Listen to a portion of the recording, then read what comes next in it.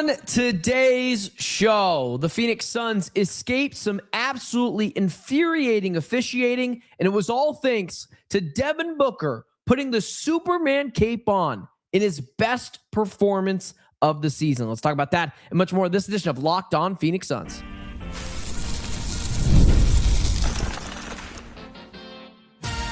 You are Locked On Suns, your daily Phoenix Suns podcast.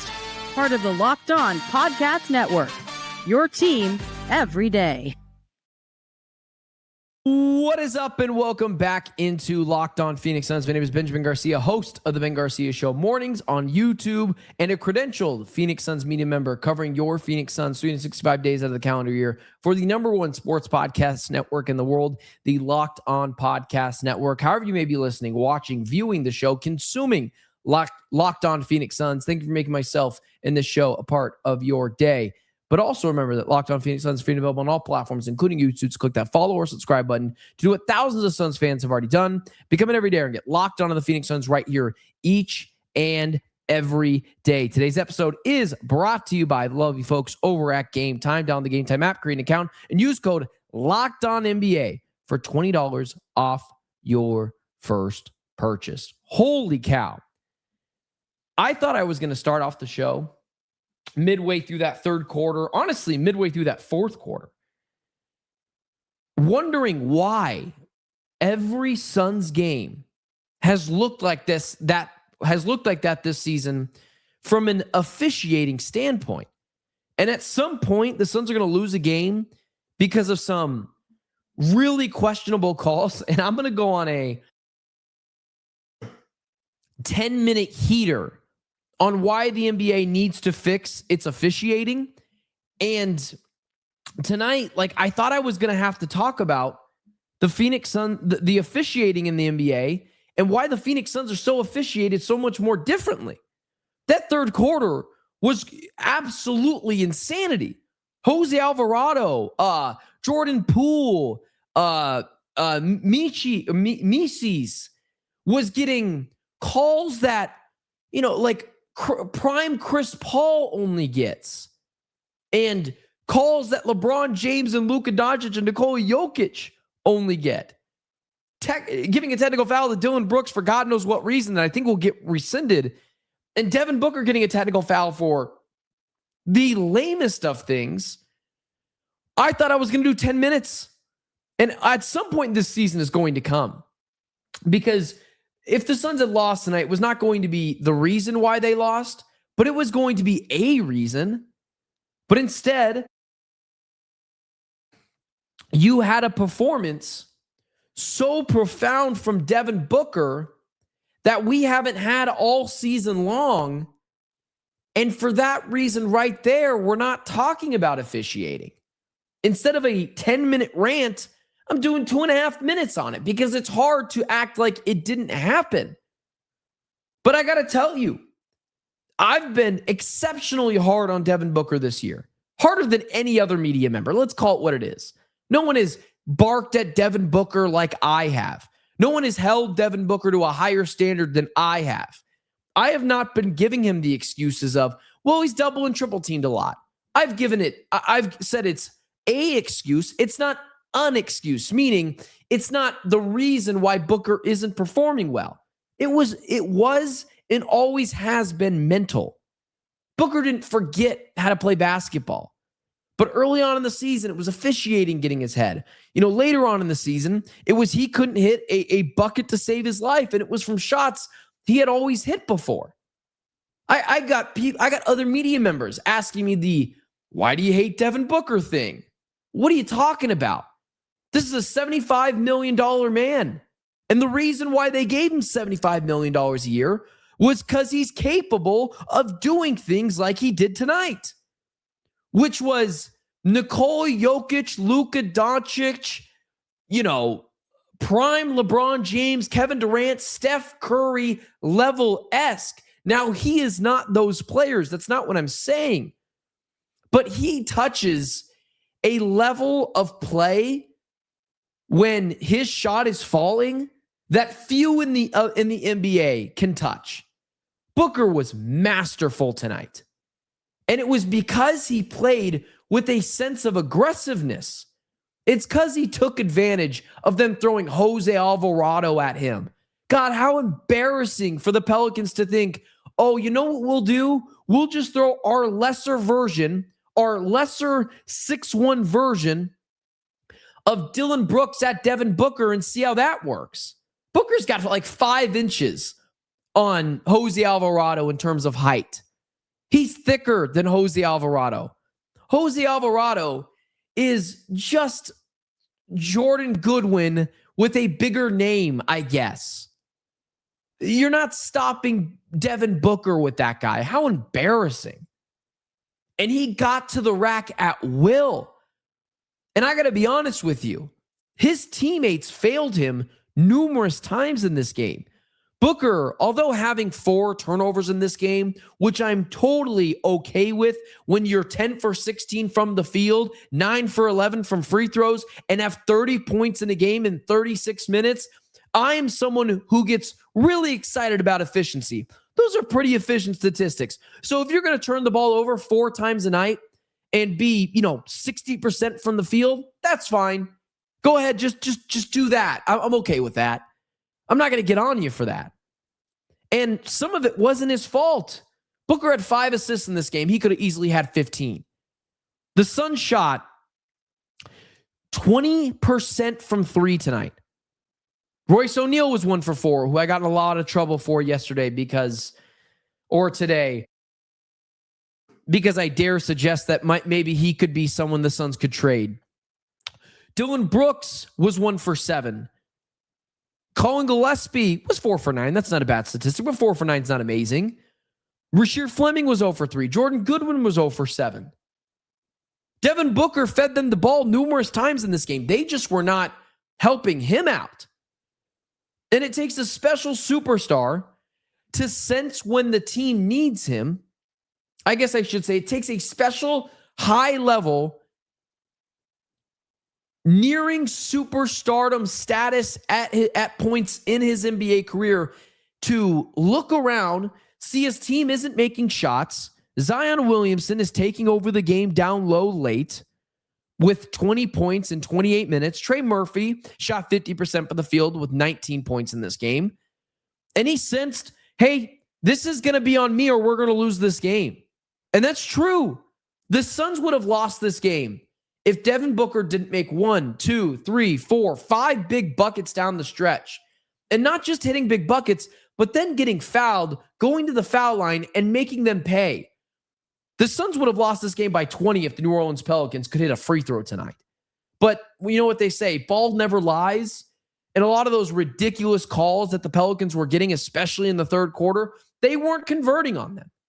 And so that's on them for shooting themselves in the foot. But it was Booker tonight. It was Booker, and this is why I hold this guy to such high of a standard, because I've seen him play.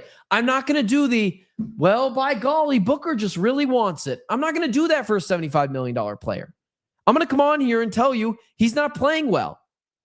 But over the last couple of games, you can see the progression in Booker breaking out of this slump like we all knew he was going to do. Why I wasn't just coming on here and saying, well, it's okay, because it wasn't okay. And I think you really saw the corner turn in that Lakers game where I believe he shot 50% from the field. He wasn't like incredibly efficient. 50% is 50%, but I think it was on I'd have to look it up, but whatever. You saw the game start to slow down for him a little bit. You saw him get to his spots in the mid-range, and Devin Booker tonight shot 3 3-pointers. I'm totally okay with that. But until that 3-point shot starts to click up a couple of percentages, I don't want him living on the perimeter. It was so funny because Devin Booker's only 3-point shot he made today was the one he made from Phoenix. It was nearly a half-court shot. And they're commentating the game. Rex Chapman, who I actually thought did a really good job, and as the game got better, continued to analyze the game even better. They had mentioned they weren't up on Devin Booker because they were afraid he was going to drive to the basket. Jose Alvarado was. And it's like, bleep they are. Because he's taking this guy to the hole every single play. And they're not worried about him shooting 3-point jumpers. So like shoot 4 3-pointers a night, Book. Like I'll live with that. But live in the mid-range. Live down low. You've become a stronger, more smarter player. Make them foul you. I didn't think Booker did any shameless foul baiting tonight. He got his head down. He was aggressive, and he was freaking awesome tonight. And part of that had to do with him changing the way he plays, not shooting 6 3-pointers a night. It's not his shot. It's not his shot. Until it clicks up a little bit, then we're going to be okay with Booker shooting 6 3-pointers a night, 5 3-pointers a night. But that 3 to 4 range is the sweet spot. Keep the defense guessing just enough because they know you're Devin Booker and you'll hit the occasional 3. But also, don't forget what made you so great. The mid-range jumper. The driving in, dribble penetration, kick out to Colin Gillespie, Jordan Goodwin. Let me get mad at them. We're not going to hold you accountable if you're making the right pass like I've been saying you've been doing all year, but they're not hitting shots. I'll rip them to shreds. Not you. Not you. I don't want to do that to you. I want to go after the role players who need to support you. And credit to Booker for being like, okay, you guys aren't hitting your shots. This is a me game, not a we game. Go to play defense. Give me the ball. I'll deal with it. And like, that's what superstar players do. This was undoubtedly Devin Booker's best game of the season. Getting down low, getting to his shot in the mid-range, kicking out, making the right read, even though the Suns players were failing him numerous times from the perimeter to put his assist in the basket. He took advantage of Jose Alvarado numerous times in this game. He was hitting, inbound shots, cutting the lead to 2, 1, and then eventually taking the lead. He was the reason why the Suns won this game with clutch bucket after clutch bucket, finding Mark Williams down low when they were blitzing him at the top of the key. Like, that is what superstar players do. Not just play really well, but amplify the play of other players. That was the best game of Devin Booker's season, despite the atrocious officiating, despite the players around him failing him on the perimeter when he made the right pass to them, despite some ridiculous, ill-timed plays by a Ryan Dunn or an Oso, who I thought mostly played good tonight. Booker was there to save the day, and it's what star players do. This took everyone tonight. And it's going to be a little bit of a shout out to everyone in this game. And so I want to get to quickly everyone. And let's do it next. Today's show is brought to you by Robin Hood. What if sports were traded like markets? Now you can put your sports IQ to work in real time. With Robinhood prediction markets, it's not just you against the house. It's you participating in a live market. You can buy or sell your positions live all game long. Use your sports knowledge in the moments that matter. Robinhood prediction markets changes the game. It's people moving the action, so when momentum shifts, you can move with it. I always knew the game, but never had a dynamic way to apply that knowledge. Now I can actually take part and live in a market powered by the people. You're no longer just a spectator. Play by play, you decide. Trade every play with Robinhood, now available across the U.S. Download the Robinhood app now to begin. Futures and cleared swaps trading involves significant risk and is not appropriate for everyone. Event contracts are offered by Robinhood LLC, a registered future commission merchant and swap film. Today's episode is also brought to you by DoorDash. The season's heating up, and DoorDash has a way to keep fans in their bag all season long. Whether you're watching the highlights, the tunnel fits, or just your favorite player, DoorDash makes the entire season more fun because every player has their bag. With DoorDash, fans have one too. DoorDash has your snack stock, your gear fresh, and your watch party vibes absolutely on point. There are nights where your team stresses you out. Let DoorDash become your post-game therapy. Sometimes you just need dessert now. Those late night interviews hit, and suddenly you need chips at midnight. DoorDash is built exactly for that. From tip-off to overtime, stay in your bag and order on DoorDash. Get snacks, drinks, gear, and whatever gets you through the season delivered right to your door. DoorDash, in your bag all season long. So there's a couple of different things I want to get to in this game. First off, I haven't talked enough, and I always feel so bad about it because I know his parents listen to the show. Have come up to me. I forgot their names. Very kind people. His wife came up to me and, very playfully joked with me about it. Better not ever say anything bad about her husband, that being Mark Williams. And I got to tell you, it's really hard to have anything to say bad about Mark Williams. And it's what I told her. It's like, he makes that pretty hard to do with his play on the court. The Cleveland Cavaliers the other night had, where was it? I wrote it down here because they mentioned it in the game for Mark Williams. The Cavs had 72 points in the paint the other night against the New Orleans Pelicans. They're a bad team defending the paint. The Suns tonight had 60 points in the paint. And it felt like all of them were Devin Booker and Mark Williams tonight. Mark continues to show us an element of his game that's brand new to us all year long. We were sold. Well, not myself. I was always very high on the offensive game of Mark Williams. You don't just average a double-double every night and are a bad basketball player. I question how great he was going to be, but he was absolutely worth, from the start the trade happened, the 2 first-round picks the Suns gave up. They gave up a first-round pick last year, which turned into Drake Powell, who I couldn't tell if he was doing anything, much this year, and a first-round pick this year or whatever. And it was the worst of a bunch of first-round picks. There were 2 late first-round picks, damn near second-round picks. And I said to myself, yeah, you're trading that for Mark Williams every day. And it was insane, the national media's response to it, because when the Lakers gave up an unprotected first-round pick, Dalton Connect, and some other player whose name escapes me, it was seen as a heist. The Lakers were talking about, they're championship contenders now. And now the Lakers wish they had Mark Williams. And when Stephen A. Smith and when other people who don't pay attention to the Suns were clowning the Suns for getting Mark Williams, I was like, what the hell are we talking about here? Now, is Mark going to play tomorrow night? I don't think so. They usually don't have him playing on back-to-back nights. That's how they want to rest his knee. And if it's worked out thus far into the season, just keep doing that.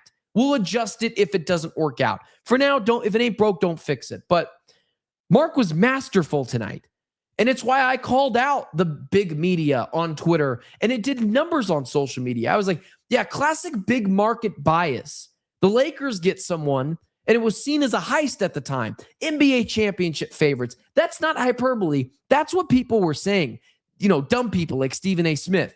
And it was people like myself who, and Brendan Clean when he was on the show, it wasn't just me. It was a lot of Suns media and fans saying, what are we talking about here? 2 first-round picks, late first-round picks for Mark Williams, who's 24 years old? Yeah, give me that, please.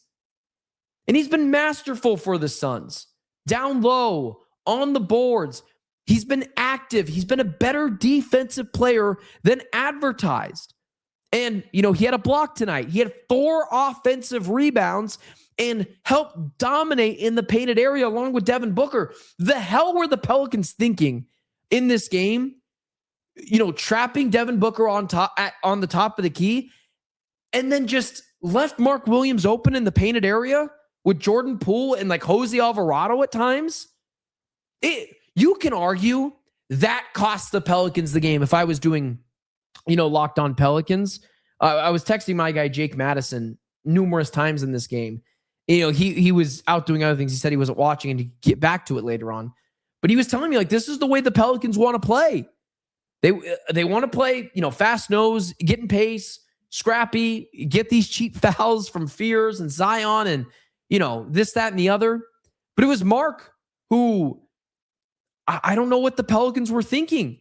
He'd set that high screen. They'd blitz Devin Booker. They would leave the painted area wide ass open, and Mark would go in and make him pay. And whether it was, and he did this against the Lakers too, but whether it was timely and 1 opportunities. He was 6 for 8 from free throw tonight, which if your 7-footer is going to go 6 for 8 from the field, you're going to take that. He's been marvelous for the Suns this season. And I haven't had, and I should have talked about him more because I've been right on it. And I love to talk about when I'm right on the show because, I'm a freaking jerk, I guess. But we've all been right on this guy. You guys in the comment section when it happened, myself, numerous other media members. This isn't different. This isn't just, oh, Ben had a great take. I just had a normal take. You did too. Mark tore them apart in the painted area, and they just left him. He has been more athletic than advertised, catching lobs backdoor. He's been better defensively. And if Devin Booker was the number one reason why they won tonight, a close second is Mark Williams and his continued play. I couldn't be more ecstatic with the way Mark Williams played tonight. It was, without a shadow of a doubt, maybe is a top 3 game from this year. I guess I said with shadow of a doubt, and maybe that's, kind of counterintuitive, but just amazing tonight in the painted area. Didn't turn over the ball a couple of times, but 4 offensive rebounds, a block, 13 rebounds as a whole, 24 points. Easily the second best player tonight. Mark Williams continues to be a steal. That's for his family that continues to watch the show. That if they're out there, shout out to you guys. You guys were incredibly nice and incredibly good people. I wanted to talk about everyone there, but I didn't get the chance. This is a really good win for the Suns team. Let's get to some other players. Ryan Dunn, who, timely plays again today. Oso Ighodaro, sweet baby Oso Ighodaro. He played well tonight too. Got to give him that. Dillon Brooks continues to make the right plays. Let's talk about that next. Today's episode is brought to you by the lovely folks over at Game Time. During basketball season, there's nothing like being in the building, the energy, the crowd, the first big run that gets everyone on their feet. Fans want to be there for those moments, not stuck refreshing screens or guessing what tickets are really going to cost. That's where Game Time comes in, the app that gives the fans back the advantage, making it incredibly easy to score amazing tickets. Fast, simple, and without the guesswork. Browsing the Game Time app is straightforward and intuitive. Finding tickets takes just a few taps. Seeing the view from your seat before buying makes choosing tickets easy and confident. Prices include fees up front so that the total is clear from the start. Features like zone deals help unlock great seats at even better value. Take the guesswork out of buying tickets with Game Time. Download the Game Time app, create an account, use code LOCKEDONNBA. That's LOCKEDON NBA for $20 off your first purchase. Download the Game Time app today and get in on the action. Also, continued reminder, thank you for making Locked On Phoenix Suns your first listen today, and thank you for making Locked On Sports Podcast Network the #1 sports podcast network in the world. If you haven't already, go check out our new Everydayer Club that launched earlier this month. It's access to an ad-free audio version for Locked On Suns compatible with Apple Podcasts, Spotify, and every other major podcast app. An invite to the members only Locked On Everyday Club Discord server, which includes a group chat for the listeners of the show. Heck, I'll be in there. And you can give me some hard time, whether it's you can't get me on social media, you can get me on that Discord app. Say, Ben, hey, maybe you're not that smart. Maybe figure this out here, buddy. And I'll be like, yeah, it's probably a good point. You're a Locked On Suns listener. You're probably very smart. So go to lockedonsuns.simplecast.com to get signed up, or go in the show notes if you're listening on audio, or go to the YouTube description down at the bottom and get signed up for the Everydayers Club. So we got to go kind of fast here. We're running out of time, but that's how great this Suns game was. There's numerous different things to talk about. Here's what I'll say. I don't want to say I was right on this because it was just me being an observer, but about a week ago, it was really hard there not to do like the about a week ago dance. If you know what I'm talking about, you know what I'm talking about. That was like my high school day. Like, sorry, I'm being stupid. For the audio audience, I really apologize. But anyways, about a week ago, I told you guys the Pelicans have been playing some really good basketball, and that this win was not a gimme win like it looked like it was going to be, and like how it was a couple of weeks ago when they played the Pelicans at home. They annihilated them. But the Pelicans are 8-24, but they're not playing like an 8-24 team. And this game took everyone. And it took everyone, it took a little bit from everyone to win this game. Whether it was Dillon Brooks getting in the mind of Trey Murphy a little bit, causing him to have a technical foul when they teed up Dillon Brooks before they teed up Trey Murphy. And it was strictly because it was just that's Dillon Brooks' reputation. If it's close, just give him a technical. No one's going to say anything differently anyways. The NBA's got to rescind the technical foul on Dillon Brooks because you can't get upset with him for trying to restrain himself when Trey Murphy started it. But Dillon Brooks tonight, whether it was getting in the other team's head, still tonight, 14 points, 5 for 12 from the field. Didn't have a great time shooting the three-point ball and has struggled with that this season, but felt like he continuously made a big play after big play after big play. Colin Gillespie got started off hot in this game and had a bucket late in the fourth quarter where Rex Chapman said, and I quote, "Has Colin Gillespie missed a big shot all season long? It's what put the Suns up 109-106. And then the Suns really never looked back."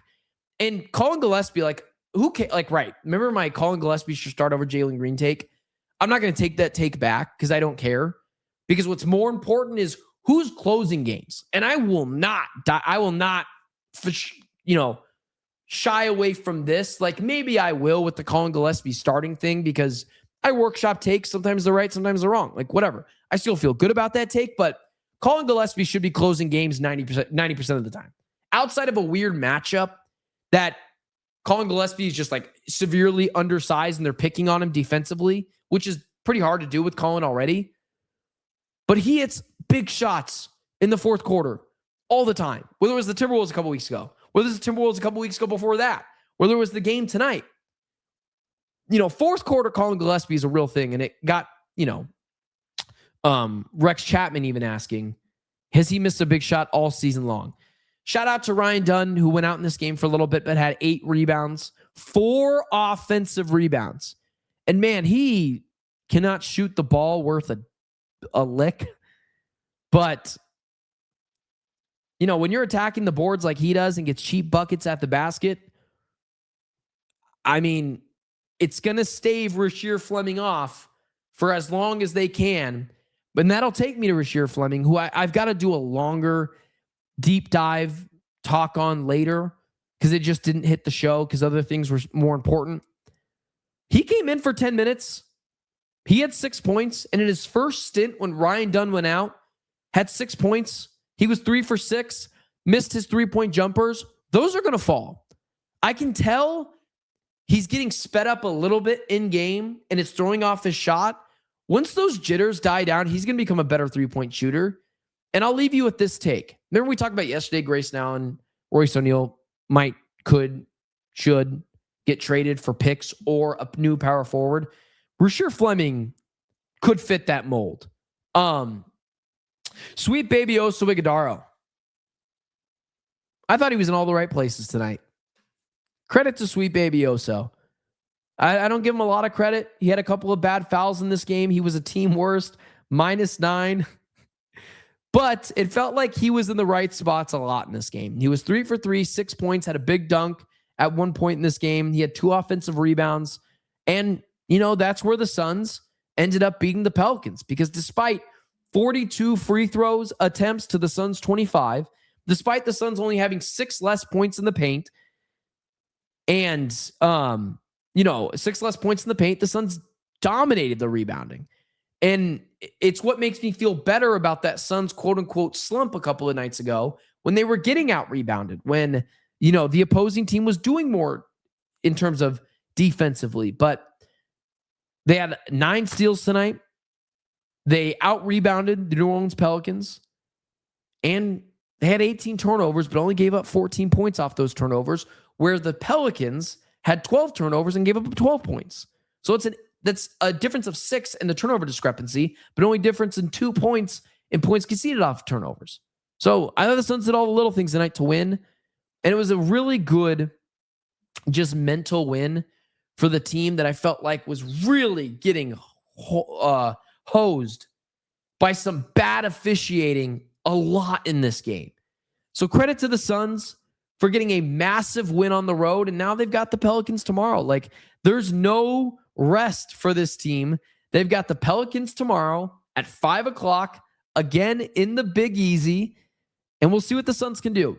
But I'll tell you what, I'll take 1 out of 2 because this Pelicans team's playing better basketball. And I think they're going to come with a harsher adjustment on Devin Booker tomorrow. And the Suns role players need to step up for Book. They've got to hit their shots. And again, it's probably going to take everyone to win that game. But credit the Suns, big win, massive win as they continue to joust for playoff positioning. Thanks for tuning in. My name is Benjamin Garcia, host of Locked On Phoenix Suns, host of the Ben Garcia Show, Monday, Wednesdays, and Fridays at 8 a.m., where I stream on YouTube. And you can follow me on all platforms at Ben Garcia Show. Don't forget about our Everydayer Club that you guys can check out as well. Remember, ad-free on audio listens and the exclusive other membership things you get. Check that out at lockedonsuns.simplecast.com. You can check that out there, the YouTube description, or of course in the show notes if you're listening on audio. Big win. I'll talk to you guys on Sunday where we'll be recapping another Suns Pelicans game. Hopefully they come out of that stretch with another W. Stay safe. Talk to you guys soon. And happy late Christmas. Happy merry late Christmas and a happy new year. Talk to you guys soon. Stay safe.